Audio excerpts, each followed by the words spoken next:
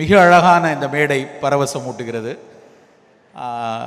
Doctor Vanitha, doctor Srivarma, doctor Vijaypal, my friend doctor Senthilvel and doctor Jayakrishna. Srivarma sir பேசும்போது அவங்க முதலாம் ஆண்டு படிக்கும்போது என் மருத்துவமனைக்கு வந்தேன்னு சொன்னாங்க. எனக்கு ரொம்ப மகிழ்ச்சியாக இருந்தது. நான் மறந்துட்டேன். ஆனால் அவங்க இப்போ நினைவூட்டினப்ப நான் நிறைய நண்பர்கள்ட்ட டாக்டர் ஸ்ரீவர்மா பார்க்கணும் ஒரு தடவை அப்படின்னு நான் பேசிகிட்டு இருப்பேன். நிறைய ஊடகங்களில் அவரை பார்க்கும்போது அவருடைய குறிப்பாக அவருடைய வசீகரிக்கும் மொழி எனக்கு பிடிக்கும். அவருடைய உரை. இந்த அரங்கு பொதுமக்களுக்காக நீங்கள் பேச வேண்டும் என்று டாக்டர் விஜய்பால் அவர்கள் எனக்கு பேசும்போது கேட்டாங்க. நிறைய பொதுமக்கள் வராங்க, அவங்களுக்கு நீங்கள் உரையாற்ற மாதிரி ஒரு தலைப்பு கொடுக்கணும் அப்படின்னு சொல்லி கேட்டிருந்தாங்க. முதலாக இந்த அழகிய மேடைக்கு என்னை அழைத்து வந்த டாக்டர் விஜய்பால் அவர்களுக்கு நன்றியை தெரிவித்துக் கொள்கிறேன். இந்த விழா மேடையை மிகச்சிறப்பாக நடத்தி கொண்டிருக்கிற டாக்டர் ஸ்ரீவர்மா, மிக அழகான ஒரு வார்த்தையை சொல்லிவிட்டு இறங்கிய doctor Vanitha, artificial intelligence never succeed ayurvedic intelligence சொன்னாங்க. ரொம்ப சந்தோஷமாக இருந்தது. தொடர்ச்சியாக டாக்டர் அஜித் பால் இப்போ பேசும்போது ஆர்டிஃபிஷியல் இன்டெலிஜென்ஸ் எப்படியெல்லாம் ஆயுர்வேதாவுக்கும் சரி உலகத்துக்கும் ஆயுர்வேதா வழியாக உதவும் என்பதை பேசி கொண்டிருந்தாங்க. கேட்க ரொம்ப மகிழ்ச்சியாக இருந்தது. நான் வந்த உடனே புனேயிலிருந்து வந்த டாக்டர் இந்த அக்னிகர்மா சிகிச்சையை செய்து காட்டியதும், அதை அந்த இடத்திலேயே அந்த நோயர் அவர்கள் மகிழ்ந்து எனக்கு எவ்வளவு சிறப்பாக இருக்கிறது என அவர் சொன்னதும், அந்த இடத்தில் இன்னொரு ஆசிரியர் கேட்ட கேள்வி, அக்யூபங்க்சருக்கும் இதுக்கும் என்ன வேறுபாடு இருக்குது அப்படின்னு கேட்டது. இது எல்லாமே ரொம்ப மகிழ்ச்சியாக இருக்குது. இந்த உரையாடல்கள், இந்த மேடை, இந்த விஷயங்கள் கொடுக்கக்கூடிய மகிழ்ச்சி வேறு எதுவும் கொடுக்காது. எனக்கு ரொம்ப பெருமிதம் உண்டு ஒரு விஷயத்தில். என்ன அப்படின்னா இந்த ஆயுஷ் அப்படிங்கிற ஒரு விஷயம் மட்டும் உள்ளடக்கி இருக்கிற தத்துவங்களை நான் பலமுறை யோசித்து பார்த்துருக்கிறேன். உலகத்தில் நாம் ரொம்ப பெருமிதமாக பல விஷயங்களுக்கு ஆயுஷை சொல்லுவோம்.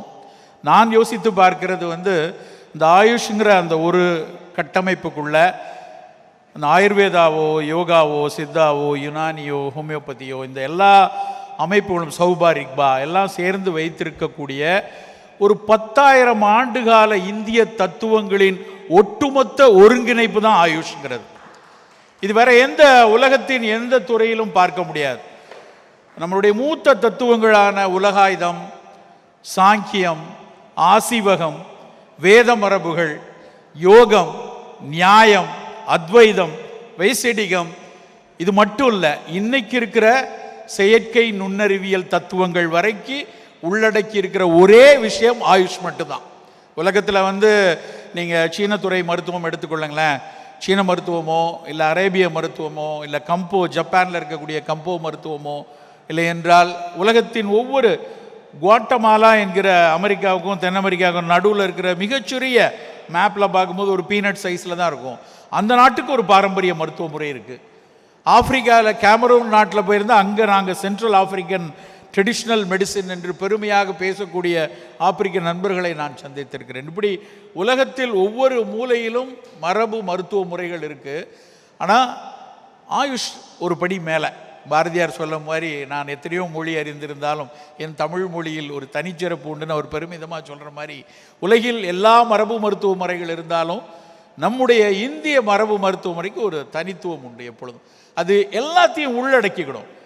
திரும்ப நான் பல நேரம் யோசித்து பார்க்கிறேன். நான் சில வருடங்களுக்கு முன்னாடி டாக்டர் சுனில் கிருஷ்ணனுடைய ஆயுர்வேத மருத்துவர், அவர் ஒரு யுவ புரஸ்கார் சாகித்ய அகாடமி வாங்கின ஒரு எழுத்தாளரும் கூட. அவர் எழுதிய ஒரு புத்தகம் ஆயுர்வேதத்தை பற்றி தமிழினியில் இன்றைக்கும் அது கிடைக்குது அந்த புத்தகம். அதை படித்த பிறகு அவர் தரம்பால் அப்படின்னு ஒரு அறிஞரை குறிப்பிட்டிருந்தார், ஆங்கில நூல். அதை வாங்கி படித்தேன். எப்படி ஆயுர்வேதம் ஒவ்வொரு விஷயங்களை உள்வாங்கி சாங்கிய கருத்தும் வருது, அத்வைத கருத்தும் வருது, அதுக்கு முன்னாடி இருக்கக்கூடிய பௌத்த சமண கருத்துக்களும் உள்ள வருது. இது எல்லாத்தையும் எடுத்து இந்த மருத்துவம் எப்படி தழைத்திருக்கிறது. ஒவ்வொரு ஆச்சாரியார்களும், ஒவ்வொரு சித்த வைத்தியர்களும், ஒரு 18 சித்தர்களும், ஒவ்வொரு ஹக்கீம்களும், எப்படி வேணாலும் எடுத்துக்கலாம், பேர்கள் தான் வேறுபாடு. என்னை பொறுத்தவரை அத்தனை ஆச்சாரியர்களும் சரி, அத்தனை சித்தர்களும் சரி, சக மனிதர்கள் மீது அன்பும் நேசமும் கொண்ட மூத்த மருத்துவர்கள், அவ்வளோதான். அவர்கள் எடுத்து அதனால் அந்த தத்துவங்களை எடுத்து செதுக்கி இன்னைக்கு நம்ம எல்லாரும் இங்கே உட்கார்ந்து பேசுவதற்கு, உரையாடுவதற்கு, இந்த அக்னிகர்மாவை அவர் சொல்வதற்கு அவங்க எல்லாம் படிப்படியாக எடுத்து கொண்டு வந்ததனுடைய விளைவு தான் இன்றைக்கி இப்படி வந்து நிற்குது. இன்றைக்கு நமக்கு முன்னாடி இருக்கிற விஷயத்தை தான் வனிதாம்மா அழகாக சொன்னாங்க, ஆர்டிஃபிஷியல் இன்டெலிஜென்ஸ். இது ஒரு கேள்வி எல்லா இடத்துலையும். நான் ஒரு மாதத்துக்கு முன்னாடி நம்முடைய தில்லியில் நடந்த second global submit on traditional medicine போயிருந்தேன். அங்கே போயிருந்தப்போ கீழே எக்ஸ்போவில் வந்து ஒரு பேராசிரியை ஒருத்தங்கள்ட்ட ரொம்ப நேரம் பேசிகிட்டு இருந்தேன், ஒரு விவாதம் போயிட்டு இருந்தது. ஐ திங்க் டாக்டர் பாவனா பிரசார்னு நினைக்கிறேன். டாக்டர் பாவனா பிரசார் அவங்க ஆயுர் ஜினோமிக்ஸில் உலகத்தின் தலைசிறந்த விஞ்ஞானியாக மிகச்சிறப்பான பப்ளிகேஷன்ஸ் கொடுத்துட்ருக்காங்க. அவங்களுடைய ஒரு பேப்பர் அவ்வளவு மனதுக்கு மகிழ்ச்சியாக இருந்துச்சு. எப்படி வந்து நம்மளுடைய மரபணு ரீதியாக நாம் மாறுபட்டு இருக்கும் பொழுது, நம்மளுடைய பிரகிருதி வேறுபாடோடு இருக்கும்போது ஒரு மூலிகை எப்படி வாத பிரகிருதியில் வேலை செய்யும், பித்த பிரகிருதியில் வேலை செய்யுங்கிறத ஆடாதுடையை வைத்து அவர்கள் எனக்கு எக்ஸ்பிளைன் பண்ணிட்டு இருந்தாங்க. எவ்வளவு நுட்பமான ஒரு அறிவியல். அதை அவங்க இன்னைக்கு இருக்கக்கூடிய மரபணு அறிவியலை வைத்து, அந்த ஆயுர் ஜினோமிக்ஸ் அண்ட் ஆயுர்வேதா வைத்து அவர்கள் தொடர்ந்து 20 வருஷமாக ஒரே ஒரு வேலையை பண்ணிக்கிட்டே இருக்கிறாங்க. அவர்களை பார்த்துட்டு அப்படியே அந்த பக்கம் WHO வந்து இப்போ நம்மளுடைய அத்தனை நாமன்கிளேச்சரையும் வந்து கொண்டு வந்துட்டாங்க. உங்கள் அத்தனை பேருக்கும் தெரியும், IHS நாமினேஷன் 534 பேப்பர் பெயர்கள் வந்து உலக அரங்கில் எங்கேருந்து வேணாலும் பார்க்கக்கூடிய. இப்போ சித்த மருத்துவத்தில் நான் வாத கரப்பான் அப்படின்னு தேடினேன்னா அந்த வாத கரப்பான் எல்லாம் உலகம் முழுக்க ஒரே அந்த நாமன்கிளேச்சரில் கொண்டு வர அளவுக்கு WHOவில் கொண்டு வந்திருக்காங்க. இதையெல்லாம் பார்த்து கொண்டே வரும்போது இதனுடைய நீட்சி, இந்த ஆர்டிஃபிஷியல் இன்டெலிஜென்ஸ், இப்போ பேசின அஜித் பால் பேசும்போது அழகாக ஒரு வார்த்தையை சொன்னார். ஒரு லேக் ஆஃப் ஆயுர்வேதிக் பேஷண்ட்ஸை நம்ம கொண்டு வர முடியும். அந்த கொண்டு வர்ற அந்த டேட்டாவிலேருந்து மெஷின் லேர்ன் பண்ணும்போது புதிய ஃபார்முலேஷன்ஸ் கொண்டு வர முடியும் அப்படின்னு சொன்னாங்க. சில நேரத்தில் ஒரு விவாதங்கள் வரும், எப்படி புதிய ஃபார்முலேஷன். சில பேர் ப்ரிஜுடியூஸ்டாக சில தாட்ஸ் வச்சுருப்பாங்க. இதெல்லாம் முடிந்த அறிவியல், இதெல்லாம் ஆல்ரெடி பேசி வச்சாது, இதுக்கப்புறம் நம்ம புதுசாக வந்து குழப்பக்கூடாது அப்படின்னு சில தத்துவங்களில் வந்து சில பேர் வாதிடுவாங்க. எனக்கு அதில் அவ்வளவு நம்பிக்கை இல்லை. நான் அடிக்கடி என்னுடைய மிக நெருங்கிய நண்பர் மறைந்த டாக்டர் எல் மகாதேவன் சார், அவரோட நான் அடிக்கடி பேசுவேன். அப்போ பேசும்போதெல்லாம் அவர் அடிக்கடி பேசுவார், இந்த பிரின்சிபலை நம்ம வச்சுக்கிட்டு புதுசாக யோசிக்கணும் டாக்டர். Principal is same. அந்த பிரின்சிபலில் இருந்து நம்ம புதிய விஷயங்களை இந்த தத்துவ அடிப்படையில், இந்த டேஸ்ட் அடிப்படையில் நம்ம வந்து ஏன் செய்தில் இதுக்கு பயன்படுத்த முடியாதா, ஏன் புதுசாக வரக்கூடிய ஒரு SLEயில், ஒரு ஆட்டோ இம்யூன் டிசீஸில், ஒரு லூப்பஸை எப்படி நான் வந்து திரிதோஷ அடிப்படையில் நான் பார்க்குறேன், நீங்கள் எப்படி பார்க்குறீங்க, நான் எப்படி பார்க்குறது, ஒரு மெட்டாஸ்டாட்டிக் ஒவேரியன் கார்சினோமாவில் எந்த தாது மாறி இருக்கும் அப்படின்னு பேசக்கூடிய ஒரு தன்மை மகாதேவன் சார்ட்ட உண்டு.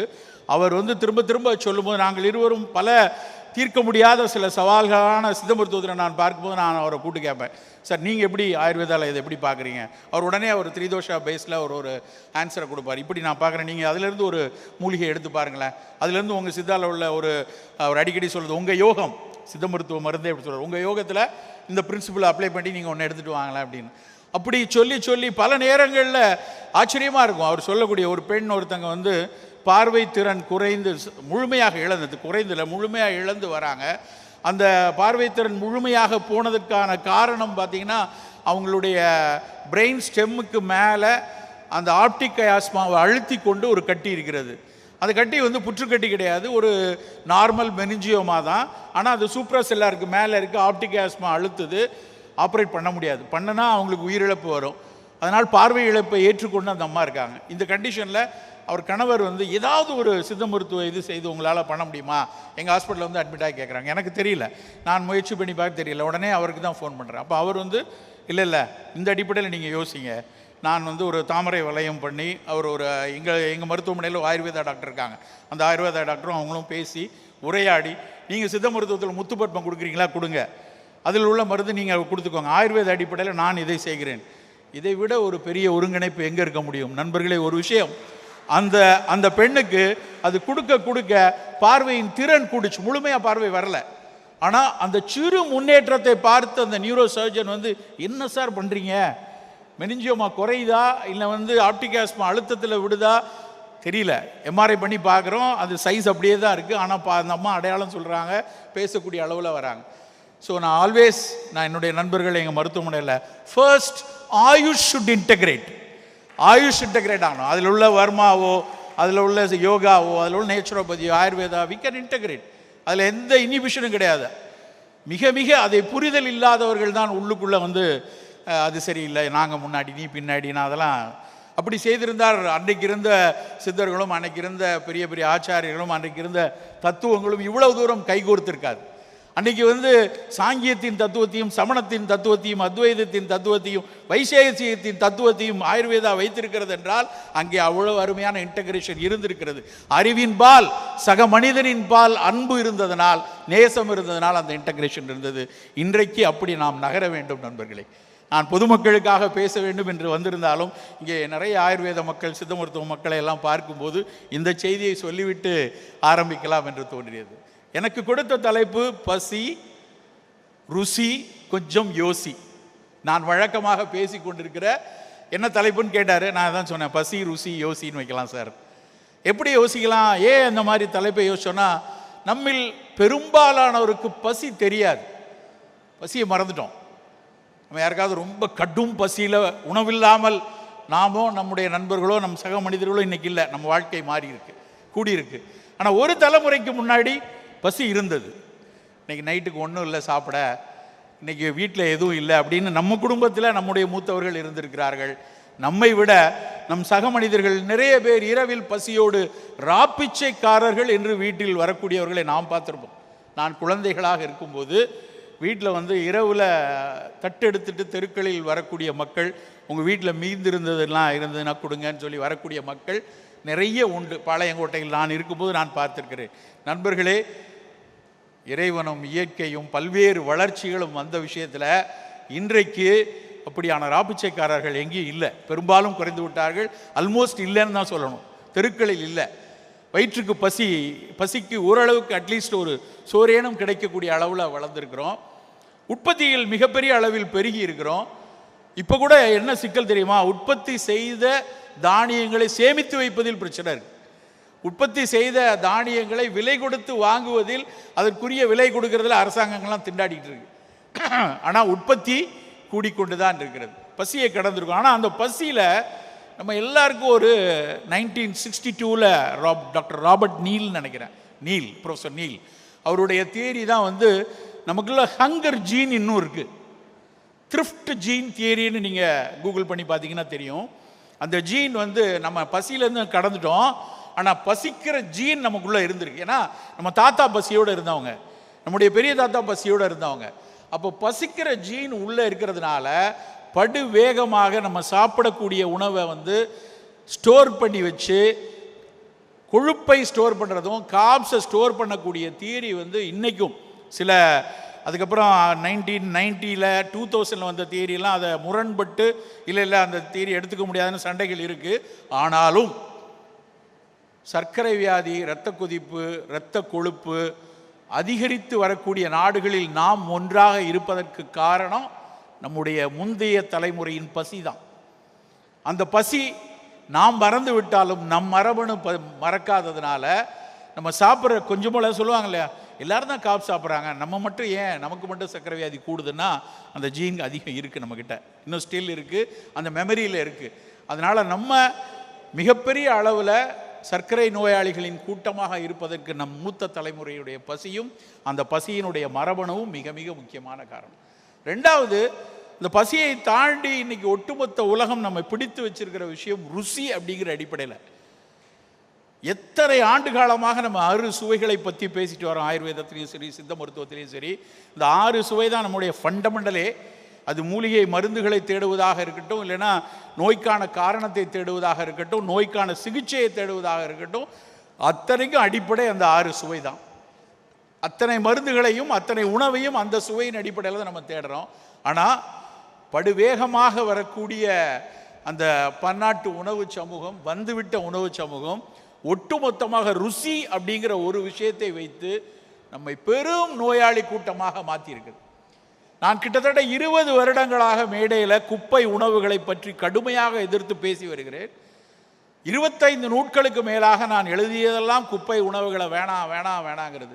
20 வருஷத்துக்கு அப்புறம் கடந்த 2 மாதங்களுக்கு முன்னாடி நவம்பர் 18, எனக்கு மறக்க முடியாத நாள், நவம்பர் 18, 2025 லான்செட் தனி புத்தகத்தை வெளியிடுகிறார்கள்.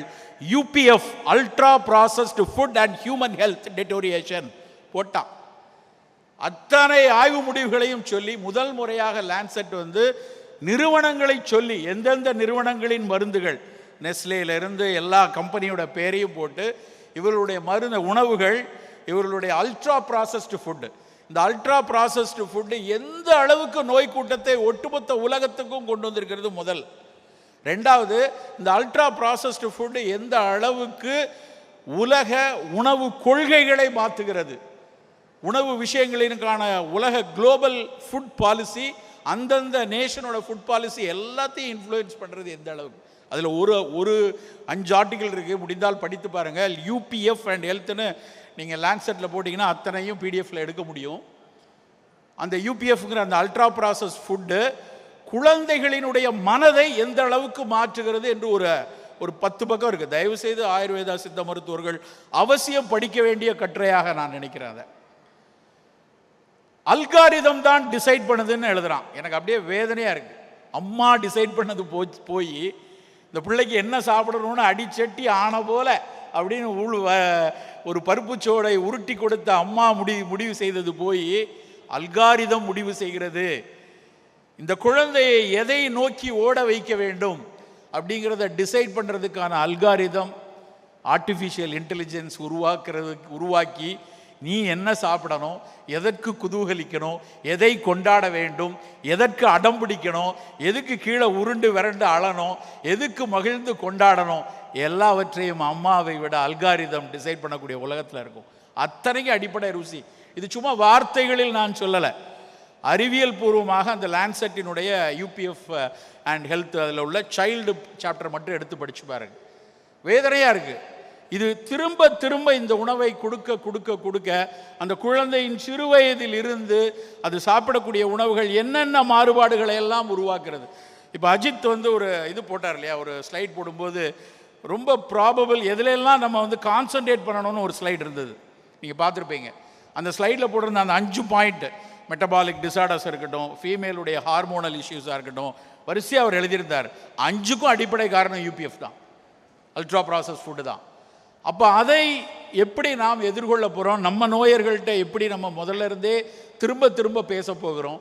அடிப்படையில் நம்ம என்ன மருத்துவம் என்ன செய்து கொண்டிருந்தாலும் நோய் வராது இருக்க இந்த யூபிஎஃபினுடைய பிடிகளுக்குள் நம் குழந்தைகள் சிக்கக்கூடாது, நம்முடைய தலைமுறைகள் போகக்கூடாது என்பதை நாம் பேசியே ஆக வேண்டும். நண்பர்களே, யோசிக்க வைக்க வேண்டும். அவங்க உணவை தேர்ந்தெடுப்பதற்கு முன்னாடி எனக்கு இது சரியான உணவா, இது எனக்கான உணவா, பரிமாறப்படக்கூடிய ஒவ்வொரு உணவுகளும் இது எனக்கானதா, இது என் உடல் நலக்கானதா, என் மரபுகள் ஏற்றுக்கொள்ளக்கூடிய உணவா என்கிற சிந்தனையை விதைக்க வேண்டியதும் நம் சித்த ஆயுர்வேத மருத்துவ நண்பர்களுடைய அடிப்படை கடமை என்று நினைக்கிறேன்.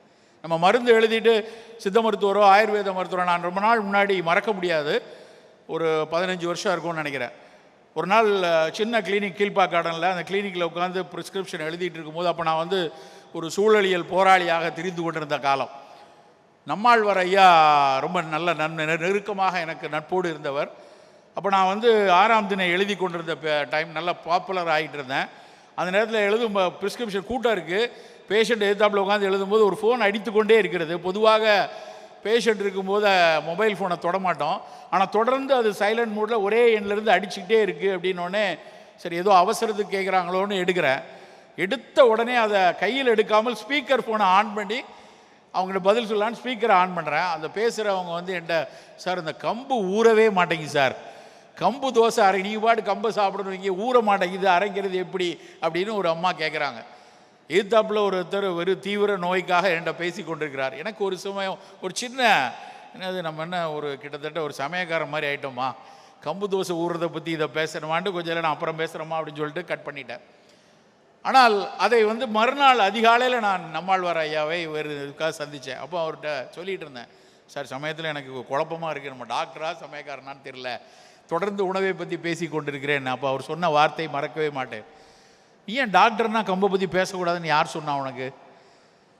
நீ மருத்துவர் என்றால் நீ வரக்கூடிய நோயாளிக்கு நாடியை பார்த்தோ இல்லை ஸ்டெத்தை வச்சு பார்த்தோ இல்லைனால் அவருடைய குறிப்புகளை பார்த்து நோய்க்கு சீட்டு எழுதி போய் அங்கே வாங்கிக்கோன்னு சொல்கிறவன் தான் மருத்துவன் நீ நினைத்து கொண்டிருந்தால் அது உன் தவறு.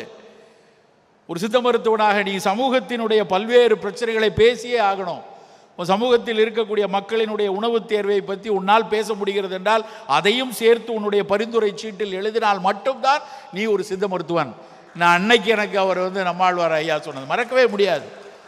நம்ம அத்தனை பேருக்கும் அந்த பொறுப்பு இருக்கிறது நண்பர்களே. ஆயுஷ் உறுப்பினர்கள் எல்லோருக்கும் அந்த பொறுப்பு இருக்கிறது. நம்மை சுற்றி இருக்கிற உலகத்தில் பெருவாரியான நோய் கூட்டங்கள் தலைவிரித்தாடி கொண்டிருக்கிறது.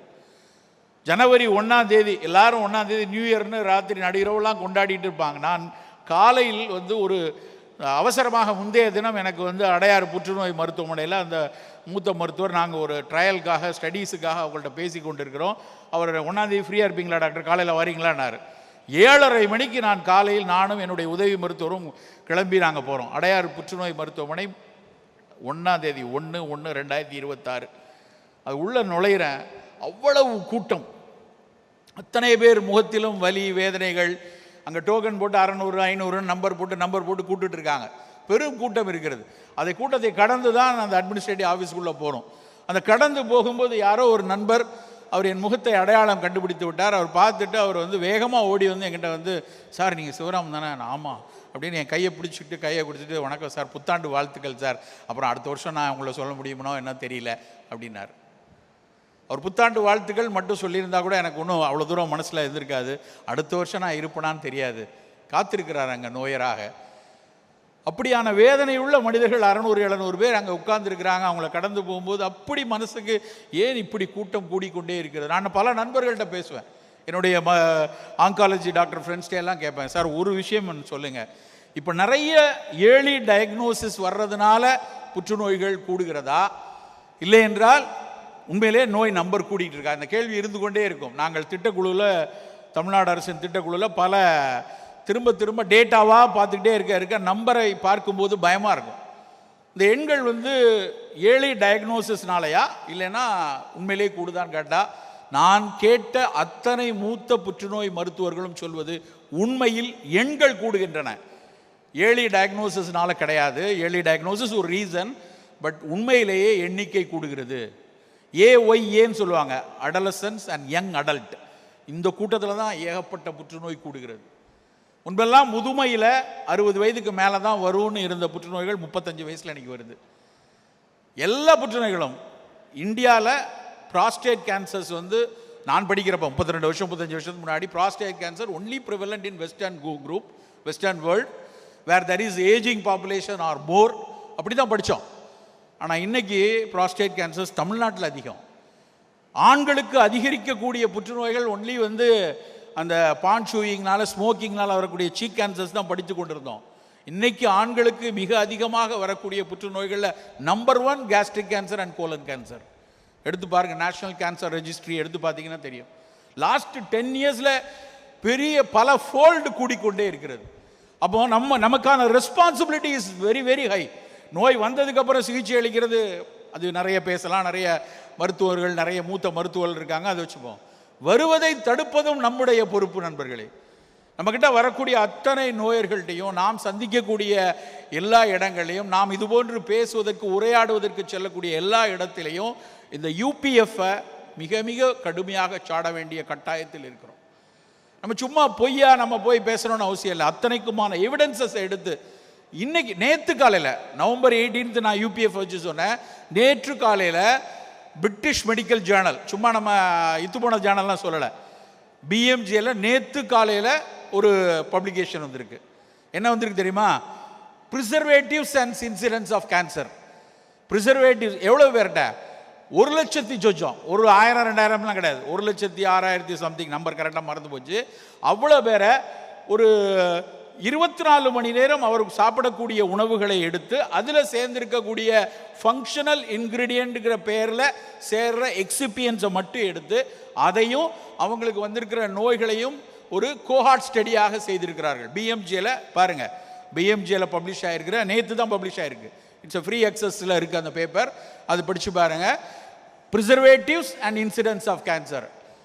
பார்க்கப்படி நான் அதை எனக்கு ஒரு கார்னல், கத்தாரில் தோஹாவில் கார்னல் பல்கலைக்கழகம் இருக்குது, அங்கே இருக்கிற ஒரு பேராசிரியர் காலங்காத்தால் எனக்கு அனுப்புகிறார் 6 மணிக்கு, டாக்டர் இதை படிச்சிருங்க. நான் போட்டேன், அவர் responsibility is every day is increasing அப்படின்னு சொல்லி அவருக்கு பதில் போட்டோம். அதை படித்து பார்க்க அந்த இன்சிடென்ட்ஸ் கூடிகிட்டு இருக்கிற பல டேட்டாவை போடுறான். அவன் ரெட்ராஸ்பெக்டிவாக அனலைஸ் பண்ணி, ஏஐ பேஸில் அனலைஸ் பண்ணி, there is a relationship between the preservatives and incidents of cancers தான் அந்த பேப்பருடைய இன்ஃபரன்ஸ். அவன் further studies to be done போட்டு முடிக்கிறான் அந்த பேப்பரை.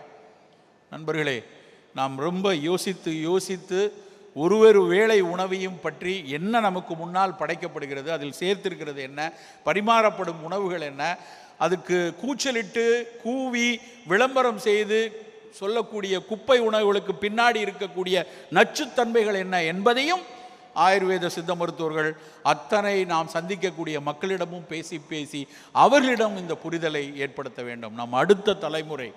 நம்முடைய அடுத்த தலைமுறை ஆரோக்கியமான தலைமுறையாக கொண்டு வருவதற்கு நமக்கு பொறுப்புணர்வு இருக்கிறது. நண்பர்களே, நாம் சாப்பிடக்கூடிய காலையில் குடிக்கக்கூடிய ஒரு தேநீரிலிருந்து ஆரம்பித்து இரவில் சாப்பிடக்கூடிய ஒரு சிற்றுண்டி வரைக்கு ஒவ்வொரு வேளை உணவிலும் 6 சுவை அடிப்படையில் அவரவருடைய பிரகிருதியோ அவருடைய உடல்வாகோ அவருக்கு இருக்கக்கூடிய ஏற்கனவே உணவக்கூடிய நோய் கூட்டமோ இல்லை வேறு சிகிச்சை எடுத்துக்கொண்டிருந்தால் எடுக்கக்கூடிய மருந்துகளோ அதற்கேற்றாற் போல 6 சுவையின் அடிப்படையில் உள்ள உணவை பரிந்துரைக்க வேண்டியது நம்முடைய மிக மிக முக்கியமான கடமை.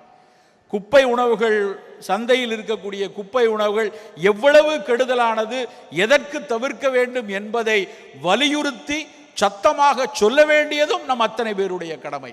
அப்படி சொன்னால்தான் மட்டும்தான் நம் அடுத்த தலைமுறையை மிகச்சிறப்பாக கொண்டு வர முடியும். இப்படியான தேசிய கருத்தரங்குகளில் உலகெங்கும், இந்தியாவெங்கும் இருக்கக்கூடிய பல்வேறு மக்கள் வந்திருக்கோம்.